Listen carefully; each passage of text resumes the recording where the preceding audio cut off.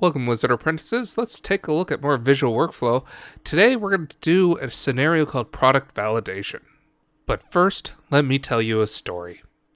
I have a company that sells two items, wizard hats, and for some reason, Yoda ears. Now, the problem is that if someone buys a wizard hat and Yoda ears, they make a terrible combination. They just explode.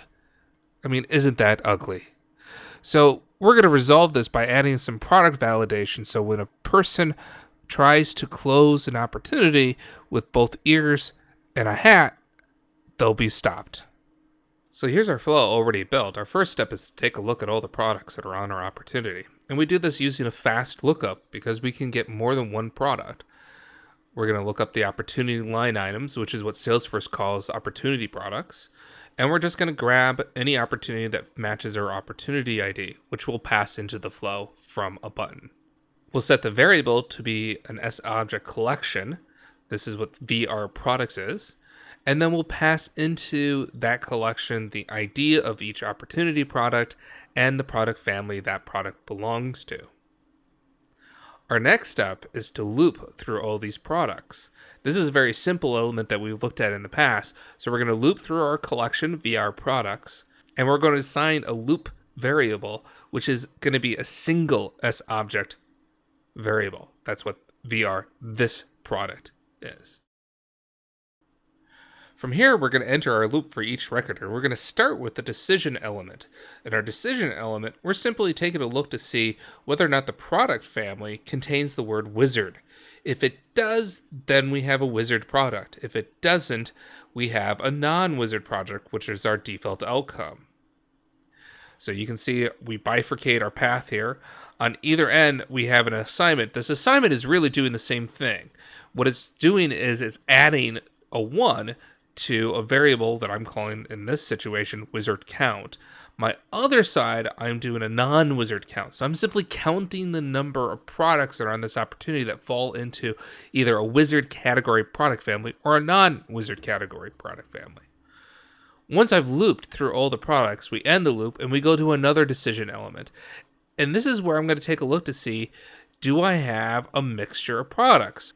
If I just have one product type, meaning that it's all wizard or all non-wizard products, that's just fine.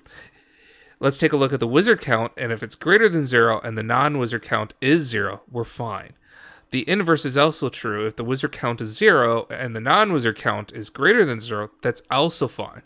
What's not fine is if the wizard count and the non-wizard count is greater than 0. That's going to be our default outcome. So here we have our logic that simply specifies the grouping 1 and 2, or it could be 3 and 4, and that's just fine.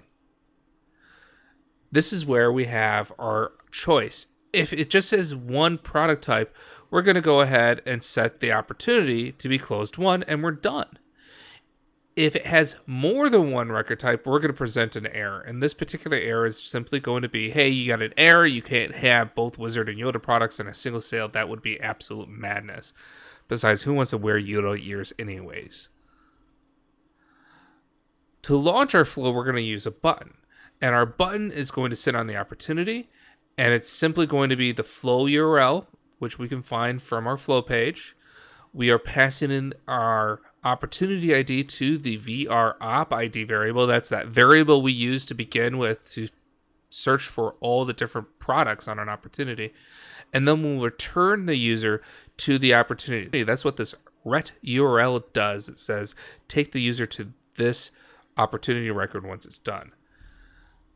Once we put that button on the page, you can see that I now have my opportunity. I have a whole bunch of products here, and I have this wonderful years and a whole bunch of wizard products. So this is something we don't want to close win. So if I click our close win button, I'm going to be immediately presented with our error. It says, hey, you got a mix of product types. You can't do this. If I finish, we'll go back to our opportunity. So that's it for the product validation flow. This sets us up perfectly to talk about subflows in our next video. So thank you for watching, Wizard Apprentices, and remember, the magic is out there. It's yours for the taking.